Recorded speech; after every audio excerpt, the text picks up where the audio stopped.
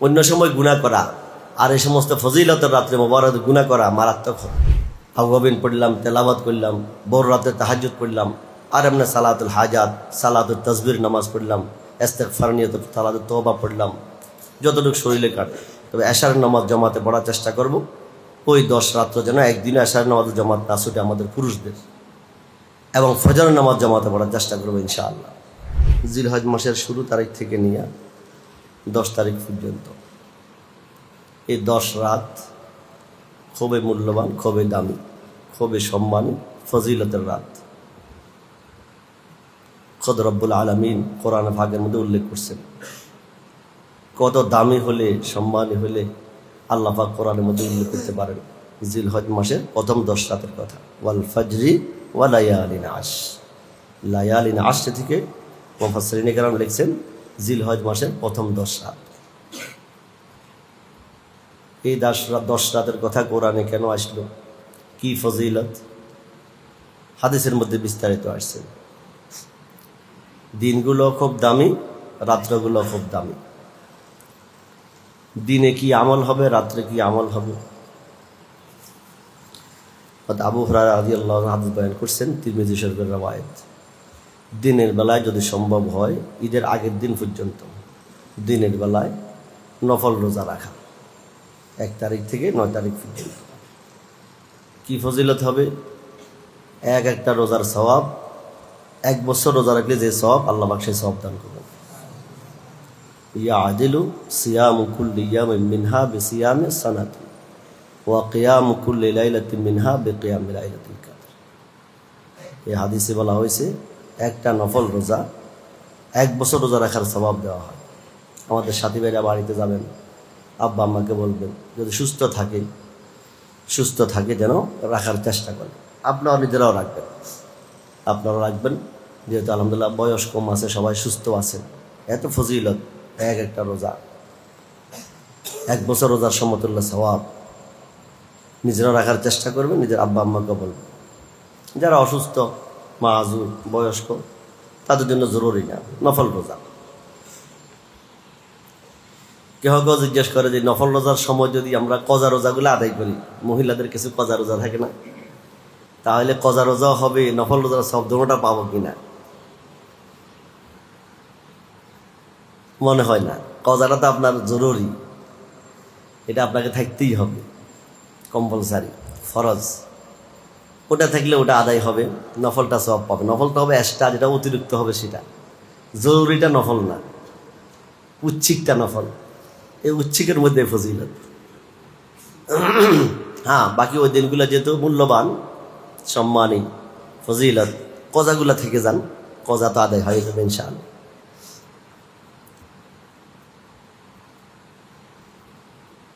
দিনের বেলায় রোজা 1 নম্বর আমল।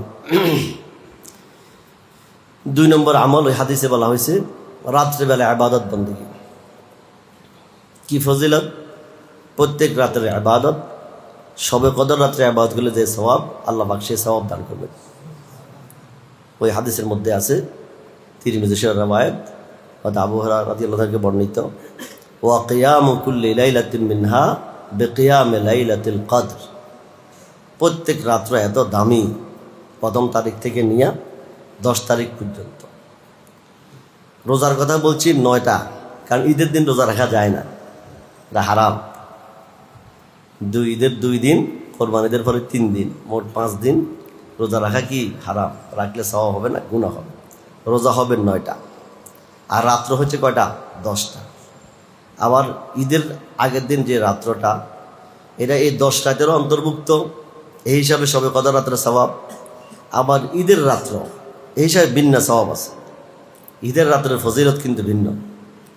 এক হাদিসের মধ্যে আছে, মান কামা লাইলাতুল ঈদাইন মুহতাসিবান লিল্লাহ লাম ইয়ামুত কলবুহু ইয়াওমা তামুতুল কুলুব।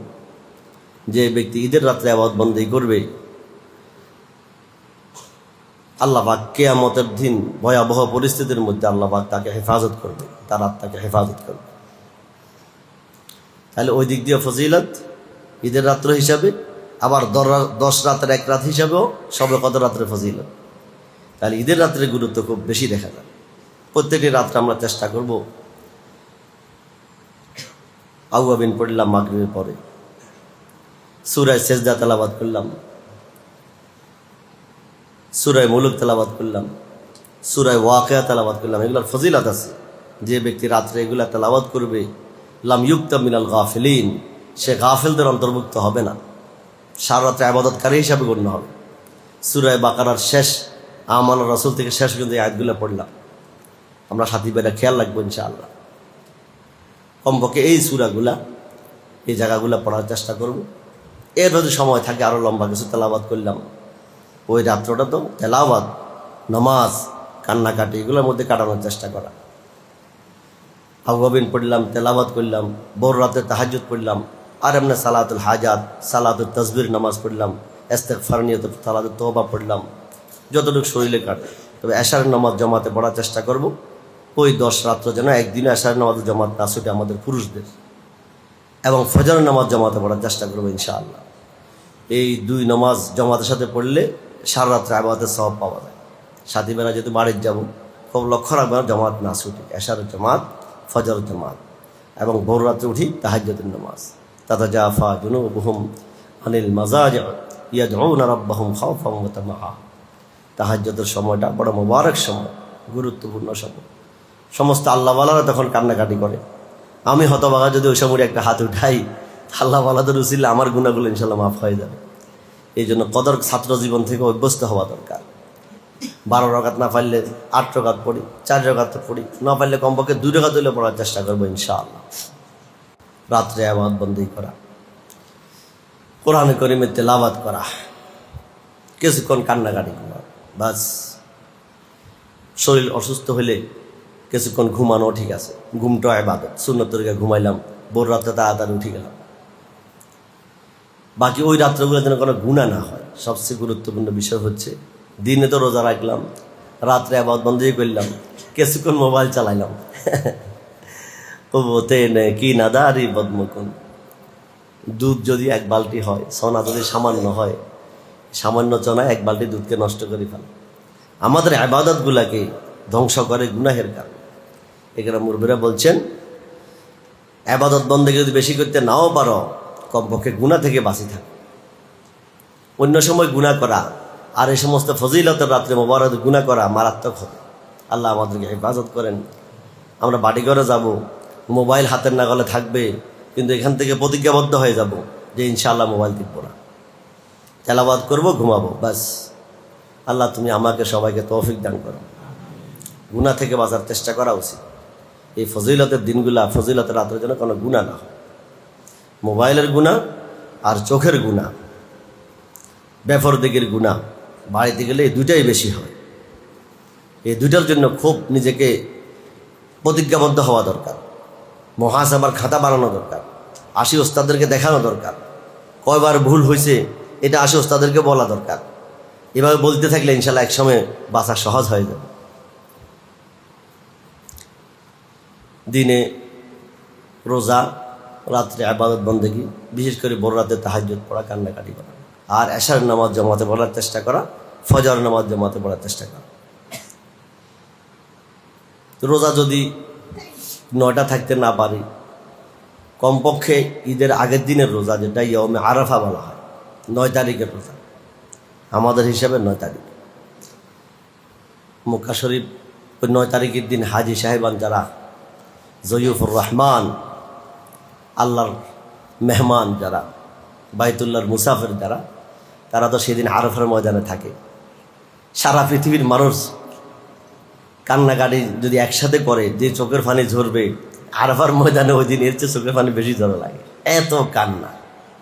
হায় রে আল্লাহ,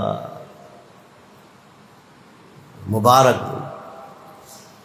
তো ওদের উসিলায় এই দিনটা বড় ফজিলতের দিন, খুব গুরুত্বপূর্ণ দিন।